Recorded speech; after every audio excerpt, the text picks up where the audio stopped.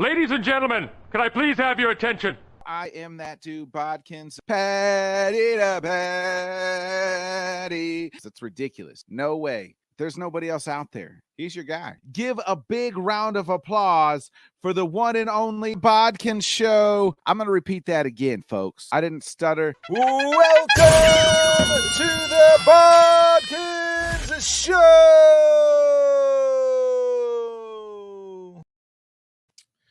Good morning, everybody. Welcome to another great episode of the Bodkin Show. Happy Thanksgiving, everybody. This is our weekly wrap-up. I've been missing it the last 2 weeks. The OG show, the original show, the wrap-up show. Just things have changed around in my life, so I was trying to figure out when and where and what time to do it. So I think maybe Thursday mornings might be that day. Look for us to move this show to Thursday time slot in the morning. If you missed it last night, please check out our week 12 preview show. Johnny Cruz, Bobby G joined me. We broke down all the games today. Bobby G's a huge Browns fan, so we talked a little bit of that, a little massage Watson and everybody else. So if you missed that, please do check that out. It was an awesome time. Enjoyed the boys. But, today is our weekly wrap-up show. Again, missed the last 2 weeks. So we're just going to catch up in what's been going on in the world of sports the last, few weeks, last week or so. I'm not going to talk all the NFL news. We hit all that last week, but I did want to get our the old BPR. That's right, the NFL Bodkins Power Rankings. Let's start. We're going to go just the top 10 teams. We'll go 10 all the way up to 1. So number 10, I got the 49ers. Did you see that beatdown that they gave the Cardinals on Monday night? It was an absolute shellacking. I think this team, man, they got the weapons. They'll probably rise on the power rankings very quickly. I'm looking at this team to make a deep run in the playoffs. I think the 49ers have the tools. Their defense is getting healthier. Their offense, man, has so many weapons. George Kittle, Brandon Ayuk, Debo, and then you add CMC on top of that. As long as Jimmy can stay upright, stay healthy, and doesn't commit those bad turnovers, I think having CMC as that outlet. And then at the back end, they're also now here comes Elijah Mitchell, who is very helpful and can spell CMC. And so I got them at 10. Landez is saying they should be higher than 10. Well, wait till you hear the rest of the list, Landez, before you say that they should be higher than 10. They're going to rise. I think they can make a deep run. But their record's only 6-4. So that's a part of the reason they're very hot right now. But we'll see what happens here going forward. I think they're going to overtake the Seahawks to win that division. But at 6-4, I got the 49ers at 10. Number 9, my man crush. Here comes my man crush, Joey Burrow. We saw them figure it out without Jamar Chase. Higgins had a nice game. They have Boyd. Samaje P. Ryan spilled Joe Mixon the other night. Their defense is starting to come along. That offensive line is starting to gel a little bit better. They have a huge game against the Titans this week. I got the Cincinnati Bengals, also another 6-4 team at 9. Right above them at 8 is their division rival, Baltimore, who's 7-3. They continue to find ways to win. So I got the Ravens at 8. And then we got a team that's playing today, the Cowboys at 7. The Cowboys with that monster beat down of the Vikings on Sunday. That was their best game of the season.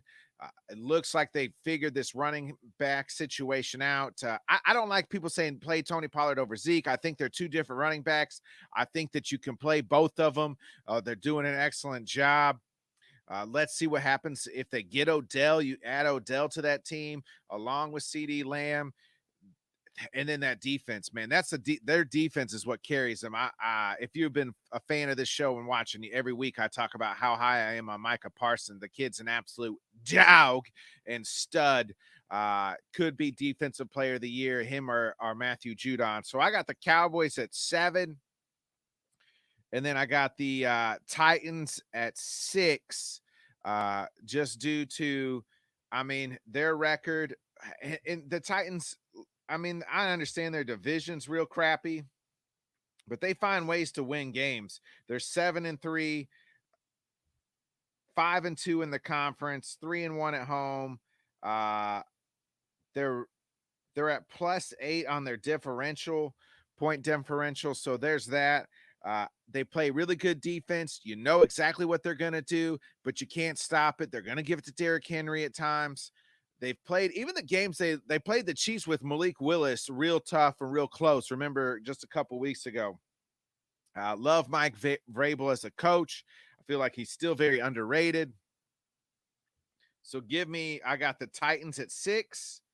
And then I got the Vikings at 5.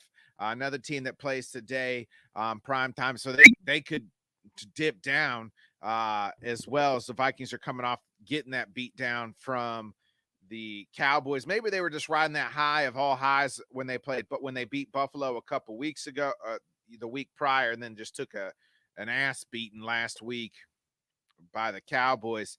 So I have the Vikings at 5. Kirk Cousins, didn't play great last week, but has played pretty well before that. Teams behind him like their coach. KOC's doing a great job. Justin Jefferson's top 3 receiver in this league. Dalvin Cook, and then you add Adam Thielen. Then they added TJ Hawkinson. They're only going to continue to get better. That defense is building along as well. So I got the Vikings at 5. I know what you're probably saying, Bodkins. How can the Cowboys beat them? And you got the lower. Just, that was this Vikings' second loss of the season. So that's the reason there. Dallas has got 3 losses. Vikings got 2 losses. So I give them just a little bit more credit. Because the 1 loss. Number 4. The team I had at number 1 the last time we did the Bodkins Power Rankings is the Bills. The Bills, I'm a little worried about the Bills. I'm a little worried about Josh Allen. When they look really, really good and they're scoring a bunch of points, but man, they've lost some close games. That worries me. They've lost, 0-2 in their division. It seems like Josh throws up, man, some of these interceptions, especially in the red zone. It can't happen. Can't happen. So I got the Bills at 4. I got the one of the teams that they lost to, the Dolphins, at 3. So I got the Dolphins at 3. The fastest team alive. Tua has answered everything and then some, above and beyond. Remember, they are undefeated when Tua starts and finishes a game.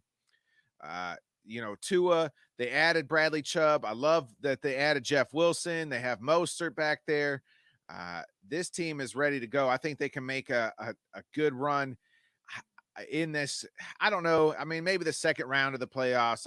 I'm not too sure. I think they're one of them teams that just need to continue to build. But Hill, Waddle, that they have a lot of offensive power. The absolute track meet. Their coach is a freaking genius, a weird genius, but he's a genius. So I have the Dolphins at 3. Then I have the Eagles at 2. So I have the Eagles at 2. Just due to, they have 1 loss. They have 2 losses. Or 1 loss, almost lost last week to the Colts, but the Eagles got to be at 2. And then the number 1 team here, folks, is the Kansas City Chiefs. Andy Reid and Patty Mahomes. Remember, everybody was kind of jumping off their ship a little bit due to, in the offseason. I said, hey, they still got Patty Mahomes. They still got Andy Reid. They make a trade for Kadarius Toney. I got to say the Chiefs at number 1. Their defense is getting better. They can't cover. By God, they never cover. So if you're gambling, don't ever bet the Chiefs, because I think they only cover about once every 3 games. but they're just at them. They find ways to win. Even though they do let teams hang around, I like the Chiefs here as number one. So to recap, we'll go back down now. Chiefs at 1, Eagles at 2, Dolphins at 3, Bills at 4, Vikings at 5, Titans at 6, Cowboys at 7, Baltimore at 8, Cincinnati at 9, 49ers at 10. So we got some comments coming in here. Chris is saying Packers at the 1. Yeah, right. Come on, man. Chris, I know you've watched the show. I've been off the Packers for over a month. ESPN's a Johnny come lately jumping off the Packers bandwagon. I jumped off of that ship about a month ago. Chris is saying I picked the Packers this week, so they'll get another L. Probably so. Stop picking them, Chris. I'm telling you, save your money. Don't pick them. And then Craig's chiming in here. He's got Chiefs 1, Eagles 2, Fins 3, Vikings 4, Titans 5, Cowboys 6, Bills 7, 49ers 8, Ravens 9, Bengals 10. So same teams, just a little bit different order. Not too sure why he's got the Bills so far down. And then Chris is saying it hurts him to say the Chiefs. Chris, I tip my cap to the Chiefs. And if I didn't live here in stinking Missouri, I probably would kind of root for that team. The problem is, I know you're a diehard Chiefs fan, but there's these Johnny come lately Chief fans that get on my nerves that probably wouldn't be Chiefs fans or pay a whole lot of attention to them if they weren't so damn good. But yeah, I like the Chiefs at the number 1 team right now, a little over right about the halfway here of the season, a little over half, as we got about about a month to play, month and a half or so to play. So we'll see what happens here in this last month and a half. Still a lot of season to be played, but I mean, a lot of teams are separating themselves. And if you look like dog shit and you played like dog shit, guess what? You're probably dog shit. So unless an injury happens, I think you're seeing these top 10 teams. They might jock's position. There's a couple teams on the rise. If Giants can pull off a win today, they could very easily slide in. The Commanders are on the rise. A couple other teams there that could move up. Seattle as well. So, I mean, they could creep in there. A couple teams there just, on that maybe, probably 11 to 15 range that could maybe get in. So that kind of wraps up the NFL talk. I don't want to get too much in again because we covered a lot, all the quarterback moves, and discuss a lot of that stuff on Wednesdays and our Sunday show. So when it comes to these weekly wrap-ups, I like to keep it short and brief, but do like to put out the old power rankings every once in a while. Let's get into the college football news. So the rankings just came out on Tuesday. Georgia 1, no surprise there. Ohio State 2, no surprise there. Michigan 3, TCU 4. So the two teams to watch are LSU and USC, because guess what, folks? Ohio State and Michigan, big game on Saturday. So one of them teams, whoever loses that game's not getting in. If you're LSU, you got to beat Georgia. If you can beat Georgia, LSU's getting in. Georgia would get in. LSU would get in. Winner of Ohio State, Michigan, and TCU, if they went out, would get in. Now, you look at the 6th seat, and that's USC, one-loss USC team. Could they get in? Yes. If Georgia can beat LSU, USC is getting in. Caleb Williams, folks, I know all the West Coast people know who he is, but people on the East Coast, maybe even here in the Midwest, may not know who he is. The kid's an absolute stud. I'm very high on this Trojan offense. Defense is lackluster, but Caleb Williams in that that Trojan offense, they can score. And they can score with the best of them. Really like the Trojans, really like USC. USC is back, folks. I'm declaring it. If you are about my age, you remember the days of Pete Carroll and USC when they were running roughshod of both. Craig wants to know if Ohio State and Michigan is close, can they both get in? I don't think so, Craig. Especially if Michigan loses, they're out. They're out of conference games. They haven't really played a whole lot of. They haven't really played anybody. Played a close game against Illinois. Did beat Penn State, but they haven't really played anybody. Uh, Michigan has to win to get in. Ohio State doubtful still. I think only one Big Ten team's getting in. Don't think they're both getting in. LSU, if they can beat Georgia, you're talking about you beat Georgia and Alabama, folks. You're getting in. So that with 2 losses, and their 2 losses were really early on in the season. It's better to lose early than lose late. So that's how I see it. I mean, I don't see if the loser of Ohio State, Michigan getting in, whether it's close game or not a close game. So let's get into the games this week. We'll pick up some matchups here that are ranked. You have Tulane and Cincinnati playing tomorrow. Number 19 Tulane versus number 24 Cincinnati in a pick'em game. Give me the Bearcats, baby, riding with Fickle and the boys. Then you got the big game of the week, obviously, Ohio State, Michigan, number 3 Michigan, rolling into Ohio State. It's all on the line. Shot at the playoffs on the line. Shot at the Big Ten title on the line. Ohio State is favored at -7.5. I love Michigan will try to keep this game close. They're going to have to grind it out, run the ball, keep it close. But Ohio State, give me Ohio State, baby. Jim Harbaugh finally got the monkey off his back and beat Ohio State last year, but it's not happening this year, baby. I'm taking Ohio State at -7.5. Give me the Ohio State Buckeyes. And then I hope they lose in the Big Ten championship game. Just give me all the chaos. But then the next game out west, you have Oregon headed to their arch rival, Oregon State. Number 9, Oregon. Number 21, Oregon State. Yeah, give me Oregon, the Oregon Ducks at -3, baby. Then you have Notre Dame, number 15, Notre Dame to number 6, USC. USC's got everything to play for. They got to win this game and then the Pac-12 championship game. They got to. Everything they need is right in front of them. They're going to need a little help, but you got to handle your own business. After that, let the cards lay where they lay, and just pray that Georgia can beat LSU, and you're going to get in. But you've got to beat Notre Dame, and then you got to win your conference. You don't win these two, guess what? USC's not getting in. And then, it gets a little dicey, right? What would happen? Who would get in at that? Maybe Craig, you asked a good question. That's how the loser of Ohio State, Michigan could get in. LSU loses, USC loses one of these next 2 games. That would be the only way now that I think about it, right? Because if you look at it, let's look at the rankings here real quick. You look at it, I mean, Alabama's not going to get in with 2 losses. Maybe Clemson would be it. Michigan, loser of Ohio State, Michigan. So they would need several help to get in, Craig.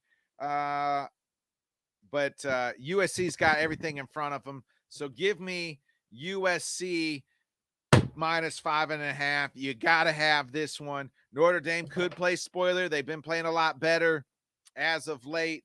But give me USC at home with everything to play for. They got to have this one.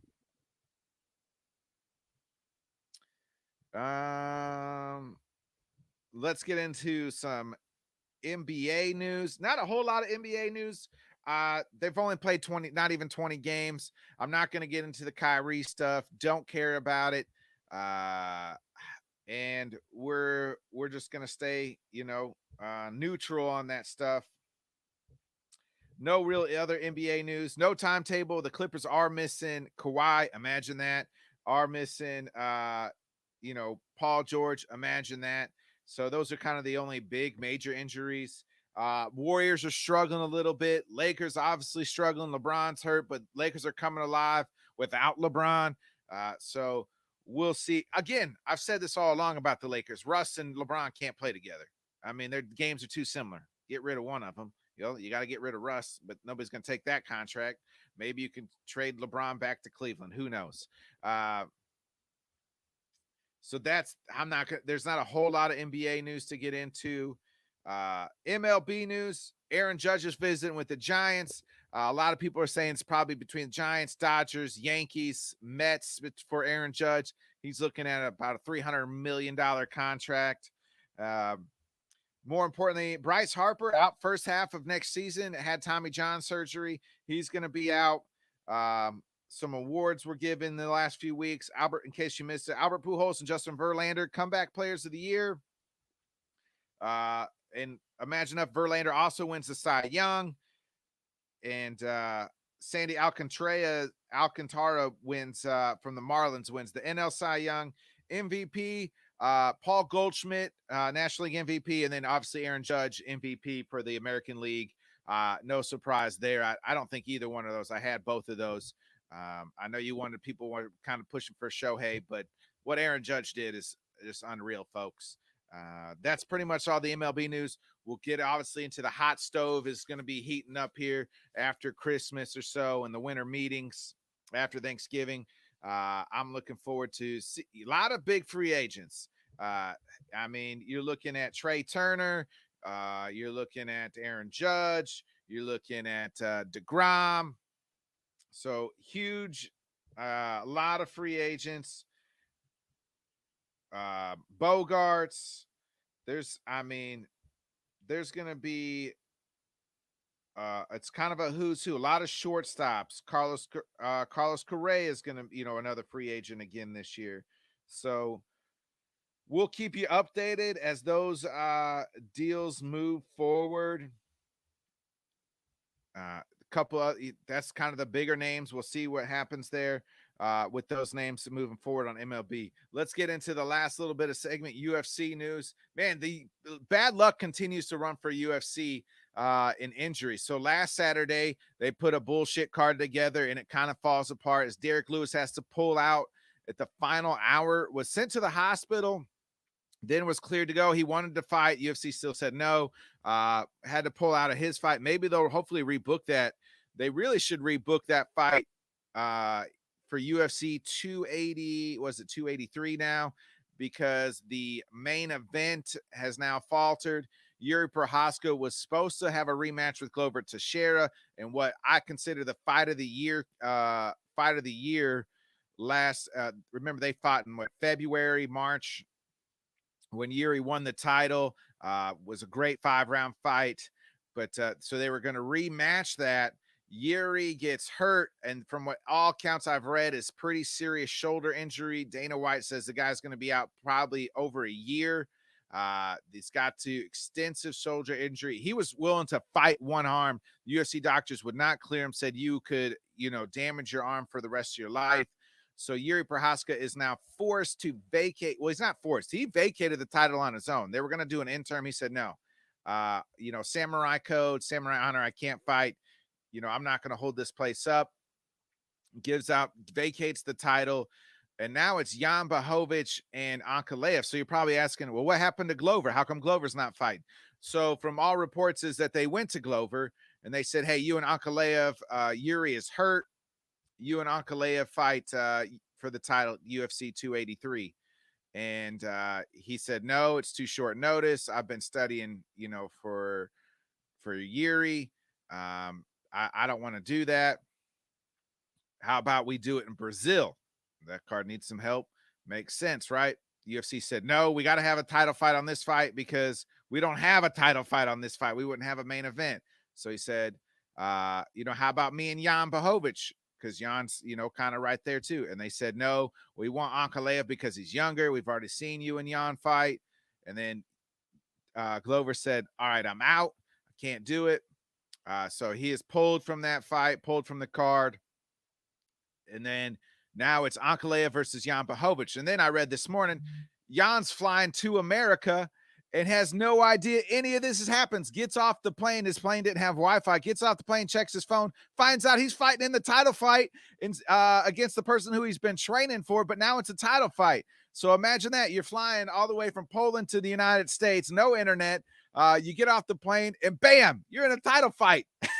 I mean, so what do you know? Now it's Jan Blachowicz versus Ankalaev for the title of UFC 284. I do think adding Derek Lewis to that, Derek Lewis and versus Spivak would boost that card a little bit more. So maybe the UFC can get that done.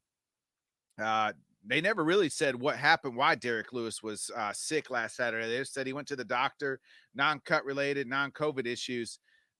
So I was having some stomach issues, and now he's back. So we'll see. If I'm the UFC, I try to boost that card up because you lost it's already kind of weak, and now now it just got a little bit weaker. So I would add Derek Lewis to that card, fight in Vegas. So that card's in December 10th in 2 weeks. So they can possibly do that if those guys are ready to go. They've already been training. No, I don't believe there's a UFC card this week. I believe it's next week's a huge card. Let me take a look here. Yeah, December 3rd is the big Thompson Holland fight. We'll kind of talk all about that later on. So and that's in Orlando. Looks like the UFC is finally gonna get out of the Apex. No more Apex cards. Hopefully, going into 2023. So that's pretty much it, folks. I mean, we got to talk World Cup. Shoot. Let me talk the World Cup here. Some huge upsets in the World Cup here. The last USA has tied Wales on Monday. Play England tomorrow. So let's go. Japan had a huge upset. Argentina got upset in a huge way as well. I'm rooting for the for USA. Hopefully they can get, if the USA can just get past the group stage, kind of get into the round of 16, that would be huge. Maybe into the quarterfinals if they're lucky. Doubtful, but got to win your group. Got to get into the round of 16. I was trying to see.